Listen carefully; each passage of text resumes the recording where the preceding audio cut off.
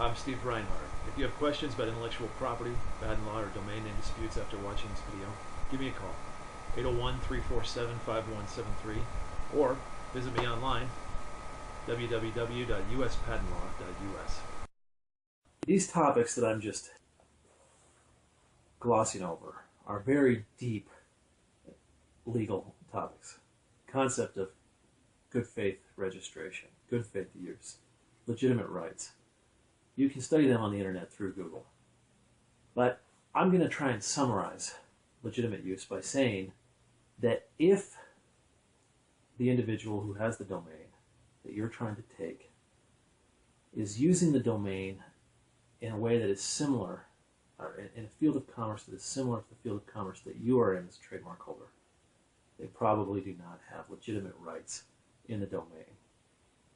Now, if you are a restaurant called ABCDEFG Inc., and you're trying to go after a registrant of a domain who's running a trucking company, his field of commerce that he is in, or she, is probably not sufficiently related to yours such that you'll win the UDRP case. But if it's similar, and you can satisfy the standards of the UDRP, you will. Additionally, if the registrant of the domain is cyber squatting on the domain, if they are making passive use of that domain, if they're doing nothing with it, they do not have and are not making legitimate use of the domain under most analyses of the UDRP. Now, it's assumed generally that the registration date of the domain is the creation date, the date the domain was created. For the purposes of the UDRP, this is true. However, there is another way that you can try and take a domain name from another. It involves filing an ACPA lawsuit in U.S. District Court. The ACPA, as I mentioned earlier, is the Anti-Cyber Squatting Consumer Protection Act.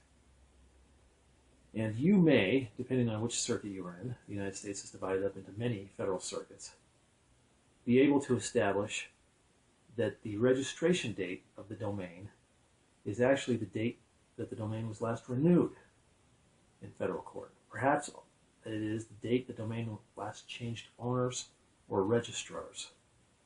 In my opinion, you have more flexibility under the ACPA to try and take a domain which presents problematic factual circumstances under the UDRP.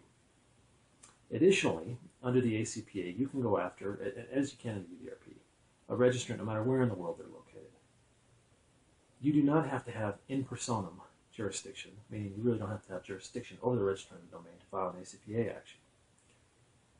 If the registrant's in another country, if they've never stepped foot or had any contact with the United States, you can still go after them, but you probably will have to do it in Virginia, because VeriSign, which controls all the domain names in the world, at least all the GTLDs, .com.net, .info, is in Virginia. And the domains are thought to be physically located there.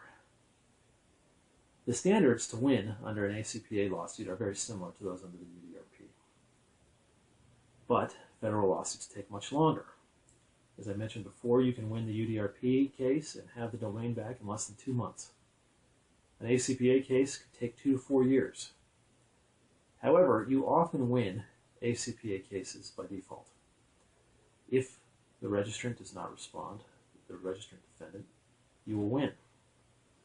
If they're in another country, there's a pretty good chance that they won't respond.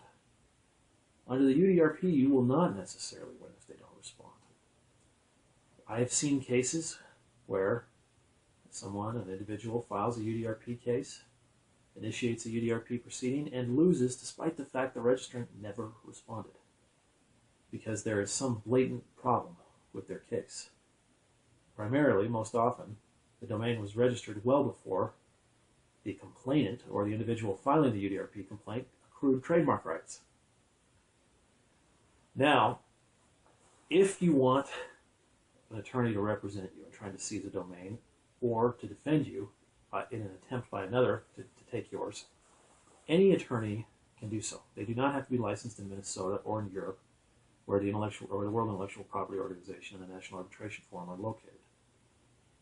My office can assist you My number I can be reached at is 801-347-5173. In another video, we are going to discuss deeper concepts related to the UDRP and the ACPA, including demonstrable preparations to use a domain and how it may be a defense to a UDRP action, and fair use considerations, times when you can make use of a trademark of another. For instance, it may be appropriate to use their trademark to resell their used products. There are other situations as well. Some domain names and some expressions cannot be trademarked. It's commonly believed that expressions that are geographic in nature, that contain a geographic identifier, cannot be trademarked.